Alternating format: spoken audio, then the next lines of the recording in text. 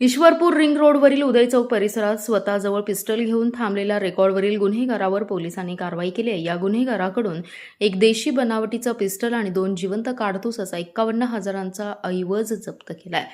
अबूबकर हरून रशीद मनेर असं अटक केलेल्या तरुणाचं नाव आहे। स्थानिक गुन्हे अन्वेषणच्या पथकाने सदरची कारवाई केली आहे। दरम्यान मनेर याने सदरचे पिस्टल हे ईश्वरपूरमधील साबीर पुणेकर याच्याकडून खरेदी केल्याचं निष्पन्न झालंय।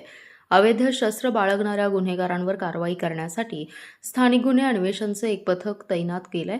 सदरचं पथक हे वाळवा तालुक्यातील पेट्रोलिंग करत असताना कर्मचाऱ्यांना माहिती मिळाली की ईश्वरपूर रिंग रोडवरील उदय चौक येथे संशयित अबूबकर मनेर हा स्वतःजवळ एक पिस्टल घेऊन थांबलाय। मिळालेल्या माहितीप्रमाणे पथकातील कर्मचाऱ्यांनी त्या ठिकाणी सापळा रचून मनेर यास ताब्यात घेतलं। त्याची झडती घेतली असता त्याच्या कमरेला एक पिस्टल आणि 2 जिवंत काडतूस मिळालीत। याबाबत त्याच्याकडे कसून चौकशी केली असता त्याच्याकडे परवाना नसल्याचं त्याने सांगितलं।